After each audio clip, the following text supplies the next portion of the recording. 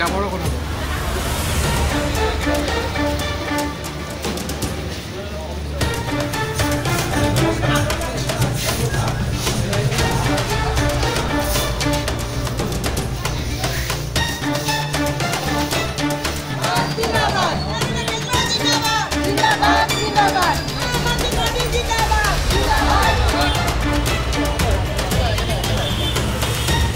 আমাৰ দলটো আমাৰ অসমৰ কাৰণে যথেষ্ট নতুন বুলি ক'ব লাগিব, কিন্তু ভাৰতবৰ্ষৰ কাৰণে নতুন নহয়। আজি 10-11টা বছৰেই আম আদমি পাৰ্টি এটা ৰাষ্ট্ৰীয় দল হিচাপে স্বীকৃতি পাইছে, কিন্তু এতিয়া যিহেতু আমি নতুনকৈ ইয়াতে সাংগঠনিক কাম কাজ কৰিছোঁ, ৰাইজৰ মাজত যাব লগা হৈছে। আমি ধাৰাবাহিকভাৱে আমাৰ কেম্পেইন নিজে আছে অব্যাহত থৈছোঁ, আৰু তাৰ মূল কাৰণটো হৈছে যে আম আদমি পাৰ্টি এইবাৰ আছে। ইয়াৰ এটা যিটো প্ৰতীক ঝাৰু, এইটো যে ৰাইজৰ মাজত আছে, বিকল্প হিচাপে থিয় হৈছে, সেইটোৰ কাৰণে আমি কেম্পেইনটো আগবঢ়াই। দিল্লী চৰকাৰে যিখিনি 18 বছৰ ওপৰৰ মহিলা তেওঁলোকক 1000কে আৰ্থিক সাহায্য দিব।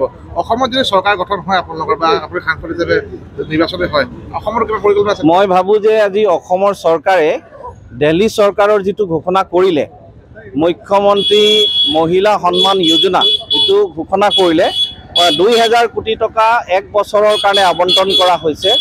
তাতে আমাৰ অসম চৰকাৰে কিছু কথা শিকিব লগা আছে।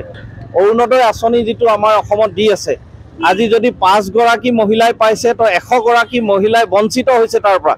কিন্তু দিল্লী চৰকাৰৰ যিটো আঁচনি ঘোষণা কৰা হৈছে 1000 টকা প্ৰতিগৰাকী মহিলা, ইয়াত কোনো বাছ বিচাৰ নকৰে।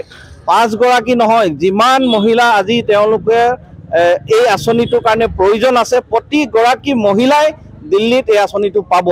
তো মই অসম চৰকাৰক আহ্বান জনাইছোঁ, তেওঁলোকে অৰুণোদয় আঁচনিটো এনেকুৱাকৈ দিয়ক যে অসমত কোনো এগৰাকী মহিলা বাদ নাযায়। তেতিয়াহে আমি ক'ব পাৰিম যে জনমুখী অৰুণোদয় আঁচনি হয়। আৰু এটা কথা, যিহেতু আপোনালোকৰ যোগদান কাৰ্যসূচী ইতিমধ্যে চলি আছে, টেঙাখাটত যিটো যোগদান কাৰ্য আছে, তাত কেইবাসংখ্যক মানে বিজেপি কৰ্মী যোগদান কৰিছে, জ্যেষ্ঠ কনিষ্ঠ, কি প্ৰভাৱ? হয় হয়, নাই, এইটো কাৰণটো হৈছে যে তেওঁলোকে এটা বিকল্প সন্ধান বিচাৰি আছে। আম আদমি পাৰ্টিটোক ৰাইজে এটা বিকল্প হিচাপে দেখিছে, আৰু সেইটো বিশ্বাস লৈ তেওঁলোকে আগবাঢ়িছে, আৰু সাংগঠনিক কাম কাজত লগ দিয়াৰ উদ্দেশ্য লৈহে তেওঁলোকে যোগদান কৰিছে। চাহ বাগান যিখিনি আছে তাত আপোনাৰ সৰ্বানন্দ মৰিজু কৰিছে, মানে কৈছে জনজাতিক প্ৰতিদান দিয়াৰ বাবে।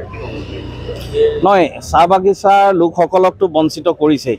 বিজেপিয়ে কেৱল ভোটৰ অংক কৰি তেওঁলোক ভোট বেংক হিচাপে তেওঁলোকক ব্যৱহাৰ কৰি আজি এই পৰ্যায় পাইছে যে তাতে তেওঁলোকক বৰ্জন কৰাৰ এটা পৰিস্থিতি আহিছে।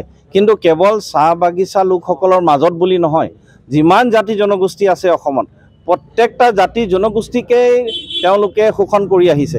বিভিন্ন আঁচনি দি মেলি ভোটটো সদায় কিনিবলৈ চেষ্টা কৰি আহিছে, কিন্তু ৰাইজ এতিয়া সজাগ হৈছে।